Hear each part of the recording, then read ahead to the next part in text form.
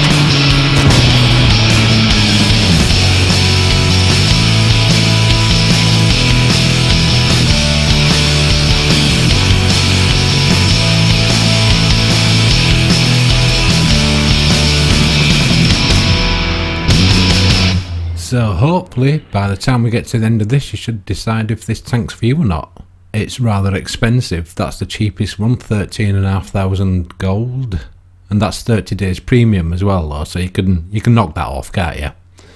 And a garage slot, of course, you got to pay for that and your ammunition. And that's what it looks like. It's not particularly nice looking in my opinion, and I'll just give you a brief, really brief overview of it. It's got a nice engine, quite powerful, 50 plus kilometers an hour. The gun accuracy is 0.33, aiming times 0.210, and the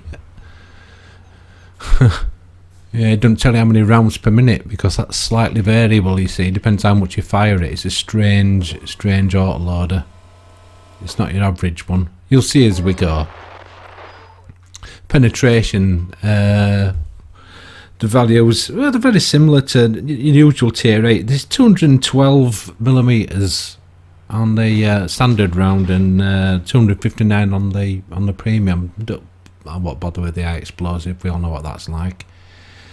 240 damage, so it's fairly standard stuff, and I'd compare it to the, I don't know, maybe the FE202P, the British tier 8 medium, or the Primo Victoria, which is really British, isn't it? They've both got about 226 millimeters of penetration, same sort of damage, 240.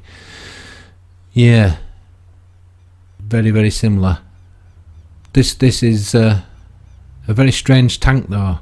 You have to work it different to a normal autoloader, and it doesn't leave you in the lurch like a normal autoloader because it's always loading. If you'll see what I mean. Yes, and it looks a bit dowdy, doesn't it? And for some reason you can put camouflage on it, but it's see-through camouflage, so you don't even get to make it look nicer. So that's, in my opinion, that's minus marks for your World of Tanks. 200 per permanent camo, tongue twister.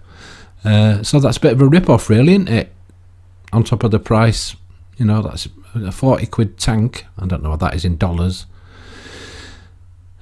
This was the only decent tier matching I got as well. The tier matching's been very strange lately, but you can't really review the tank on that, can you? It's not the tank's fault. You know what World of Tanks is like. It's very quirky, isn't it? You know, sometimes you have a good game, sometimes you have a bad game, sometimes you have an average one. Depends how the game feels. This is where I came across, this is the first bit of action, by the way, the Centennial. I took one in the back there. I put one into him on the way down, and this is where the autoloader thing comes in handy, because I managed to finish him. Now you'll see that this is one of them games where this auto-loading system actually works.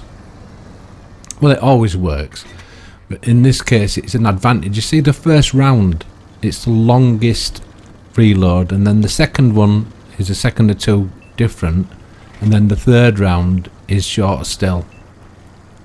Keep looking at the numbers and you'll see. So as soon as I fire one round, it'll start reloading it, unless I fire again, and then I'll go back to like position sort of 2, which has got a longer reload. And if I fire all 3, that's the longest reload per round. You know, the first round to get loaded, if you empty the clip, see there's 2 of us here. Seen quite a few of them today, and again, ooh, got hit by that Patriot. But if you see what's going on, I'm just managing to, you know, we're using it to the advantage, and you know, we're getting kills with the burst of damage that you get, you see. And this is unique to this tank. You see, I'm not helpless now. I've got a round loaded, so I'm going back to hunt that Patriot down, because I'm sure he's going to have his back to me, and he does. And I've got 2 rounds up. Ooh, it didn't kill him, but the other guy killed him. Yeah, see, it worked pretty well, didn't it? Obviously, it's situational. The tank itself, the handling's very nice. It's very manoeuvrable. I mean, this is quite a you know, sloppy area for some tanks, isn't it? This little dip that I'm in here, it's quite soggy. But the tank feels nice. It's got that nice feel about it, and it accelerates nice, and it brakes nice, and the aiming time's pretty good as well. Overall, it's a good tank. The armour's pretty much useless. It's all about the gun and the reloading system, and it's very flexible. It's much more flexible than your normal autoloader, which I've got quite a few. I've got the Chaffee, the Lycan, a couple of the AMXs, BC12. And you know what they're like, you know, once you've emptied your clip, and once you've shot once, you have to decide, oh, am I going to fill it up again? You know, so you go full, you know, the 50 seconds to 60 second reload for some of them. And you think, you don't have that with this tank. You see, you can fire one round singly, but you're never going to get the same rate of fire that you would with, say, the FV202 or the Primo Victoria or the Panzer 8.8. The Panzer 8.8's got a similar gun to this, but it's got a faster firing rate. See how I managed to miss with the first round. My shooting's not too good, but you know, a victory's a victory, and that was my best match so far with it. Some of them have been pretty appalling. I don't know if I'll bother showing them, because there's not much point. We've all had bad games, haven't we? We know what they're like when the team collapses and you get blown up real quick, or artillery hits you. But not a bad amount of silver, that. And don't forget, there's no crew skills in this tank either. So what does it really bring, this tank? Well, it's the flexibility. It's somewhere between, well, it's slightly lower rate of fire, I would say, than the standard sort of tank, you know, like I said, the Primo Victoria or something like that, or any other tier 8 medium. But you do get the ability then to burst fire and do a lot of damage and finish somebody off. You know what it's like when they're left with the sliver. I couldn't resist it. Showed you the defeat. Look at that, only 20 grand. And another one, 50 grand, a bit more respectable. And the other thing as well, you can have the gun rammer on this, and that does make a difference. It loads every single round faster, which is unusual, because autoloaders do not normally have the gun rammer. And just to save you hunting around a bit, I'll just show you. This is just look at the reload speeds relatively. But obviously with these vehicles you do not get the ability to burst fire. and you know, when someone's left with a sliver and they've got a full sliver of health, that is, and they've got a fully functioning gun, they can kill you and your teammates, and obviously they're still spotting you. So yeah, it can make a difference. You've seen how it works, and I hope that's been some help. I'm sure other people will do reviews of this and make up different conclusions to me, because it's personal, isn't it? Guys are going to be better players. They're going to have better days. You know what World of Tanks is like for his random number generator. It's not that random, is it? And just, you know, just if you ever get a chance when you're in a battle, aim at your teammates and see how accurate your gun really is. When they're on the move as well, you'll see the shots that you can actually pull off. You can see where you're hitting them. It's quite easy. It's totally different when you're shooting enemy, isn't it? And that's World of Tanks for you. I'm sure they interfere with every single shot that there is. But I'm not moaning about it. We all play it. Played it for 5 years now. But I say I'm not moaning about it. Of course we moan about it. We always moan about it. I certainly do. But it's just letting steam off, innit? It's not really moaning, because we keep coming back to it. But other people will show you it being awesome. I'm sure they will. And I think I've showed you it just being average, which is, you know, basically what sort of player I am. But anything that you ever buy, you have to put it in a context. I was thinking yesterday, there's Dirt Rally 2, and I hadn't tried that. I hadn't played the Dirt Rally game for ages, because they went all Kent Blocky and that, didn't they? So I thought, ooh, shall I charter?